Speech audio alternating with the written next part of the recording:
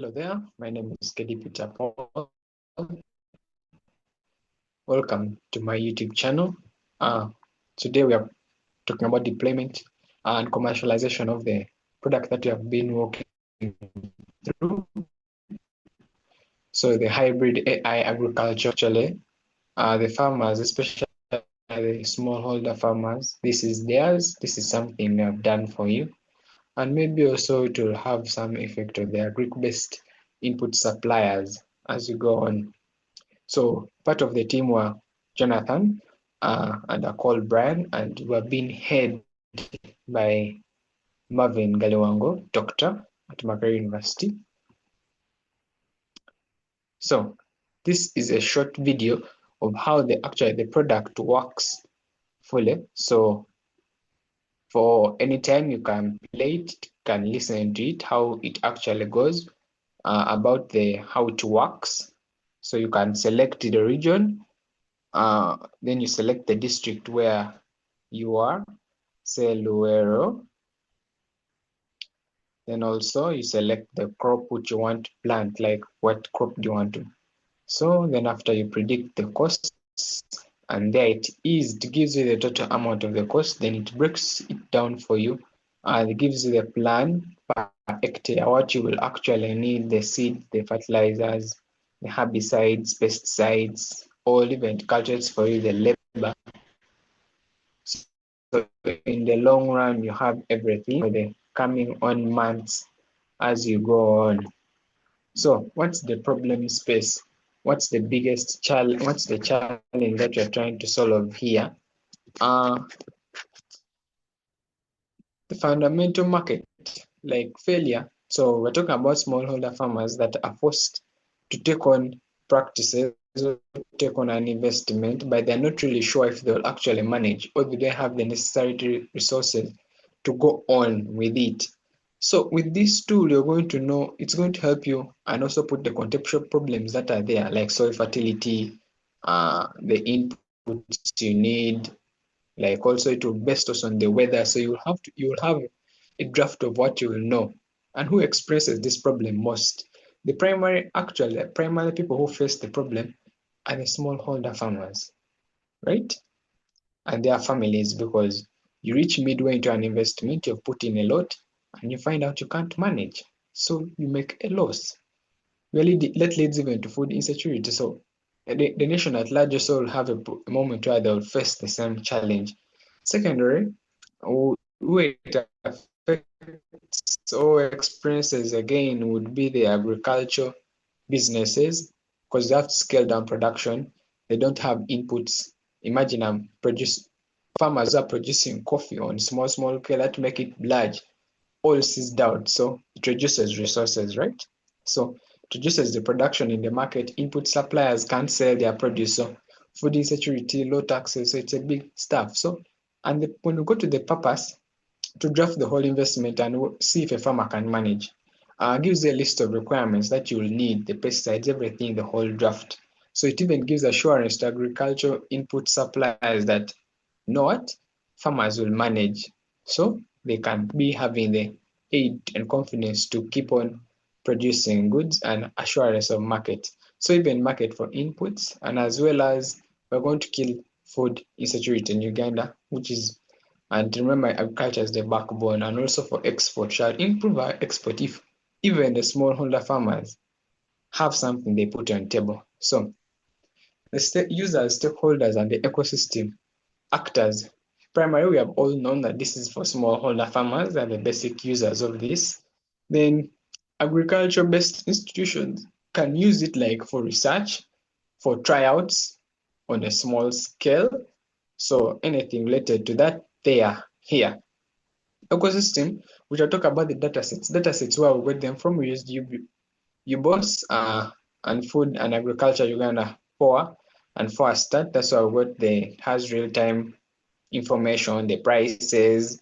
We also went off to go to agriculture institutions for such information, documentation and bulletins from government.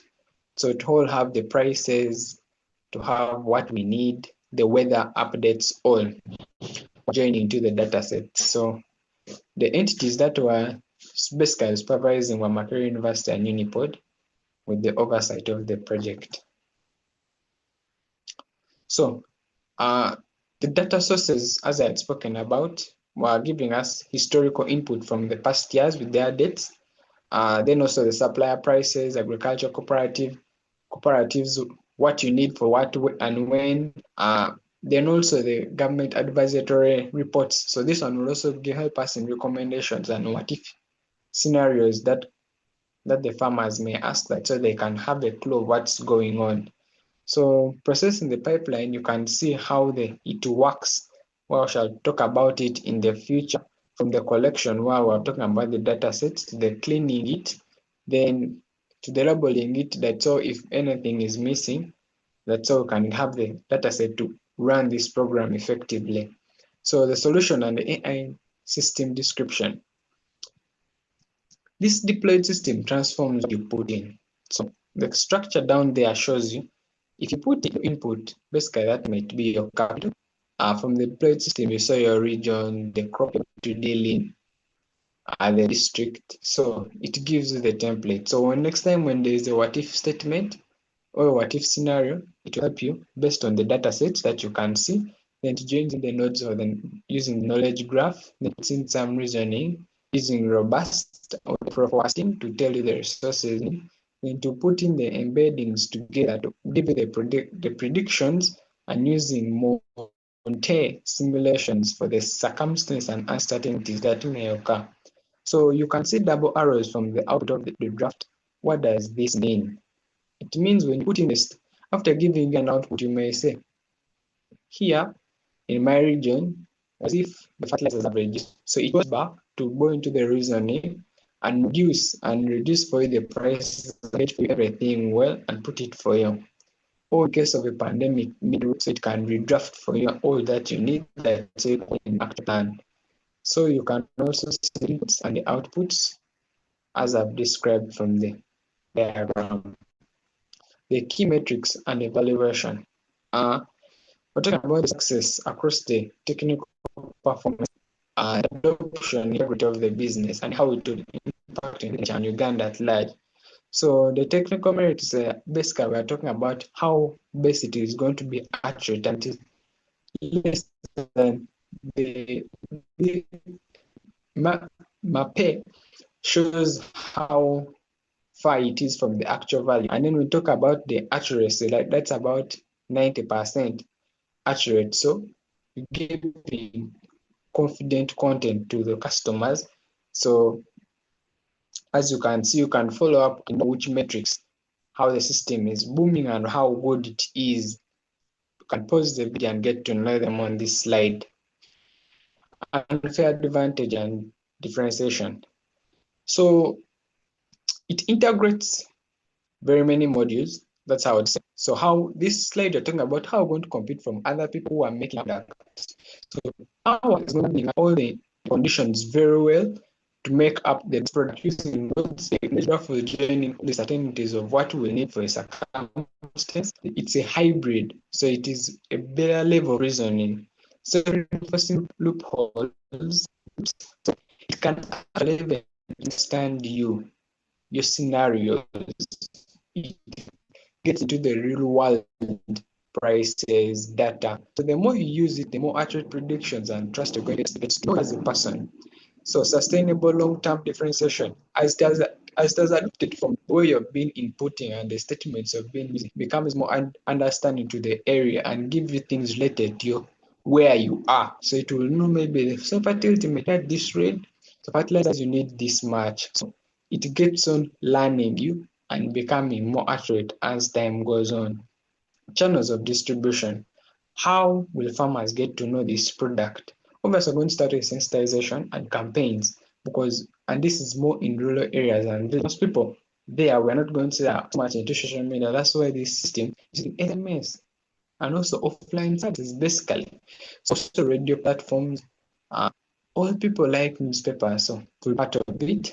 Then how will they get to use it? Mobile apps, offline and online. Web apps, those are basically online. Then chatbots that will be including the WhatsApp channels, the Telegram, and platform interactions, that will be SMS for offline also. So the partnerships, basically, it was Makerere University has been doing this for us and then sponsoring us have this life. So we can add in some NGOs and the Ministry of Agriculture since we want to boost up this to the whole of Uganda. Then retention tactics. So how we make it more better every day? Continuous updates, scenario simulations, more tactical for farmers, cheap and yet yieldful. Put that in mind. Cheap and yieldful. The revenue streams. Actually, how are we going to get from it? It's not a free service, so how are we going to gain from it? Basically, we shall have regular subscriptions for you to use it. Then also institution-based licensing for fees and research. So those ones you'll have to pay. Then also you may pay per use APIs. For you to use, you have some fee put in. Then indirect, you may be getting from data as a service. So the more you use it, the more data you're using. So we are paid for that. Then collaborations and partnerships, some input suppliers. I can market a product there and say this product does well. So we shall be marketing, and also agri demanding companies. We shall give the initiative of people to actually plant something for your own gain, and we show them that you're the market and have limited advertising for market. So free to premium, here we are talking about some things will be free tests and or limited usage for beta. Then scenarios like simulations of what if this, recommendation paid for, a full draft plan downloadable and stuff, you'll have to pay some money. So sponsored research on the products globally by institutions will have to give us something. Revenue sources, resources that you have used as the software engineers are putting a lot of channels of experience in this. You can say we have been machine learning researchers, data scientists, even the designs of the interfaces, and also we have done research with some farmers out there to know how best this can be brought into life. Then the technical infrastructure, I've used railway cloud services to make it be online that can be reached globally, basically internationally here in Uganda, since it is more into Uganda. Then data infrastructure, we're using notebooks to clean, assess, and take data. Then also code samples, we're using GitHub and testing it from GitHub and joining together to make everything perfect. So organization resources have been using Makerere AI Lab for the research discussions, and then the lecturers were everything large. Sorry about that.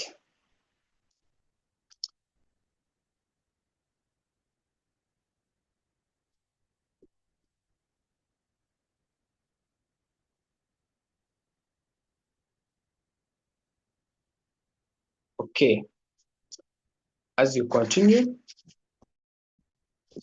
how best to make it on point and always up to date. So those are continuous updates that we shall be doing, making it more and more better. Those are activities we are going to be doing every time. Then also product platform development. We shall also extend it outside there, that people can give us their how they want basically for it to work. And also SMS will come in for offline. Then offline 24/7 services. Respective of the time you can use it, and it will be also secure. Your data won't be given out because that is yours, and confidentiality will be key. Governance is basically also talk about how we have got this from the licenses by the time we put it out there, so it's legal and certified to be working with. So key partners, we shall talk about the technology, most the cloud provider, which is Railway. They have been there. Then for data research, we have used FAO, basically UBOS and government bulletins for the data sets. Then ethics and governance, this is protected. It is locally made by us and we have the copyrights for it, no copying, that will be illegal. Then distribution and commercialization, that we are going to give it on loan. We can have you approve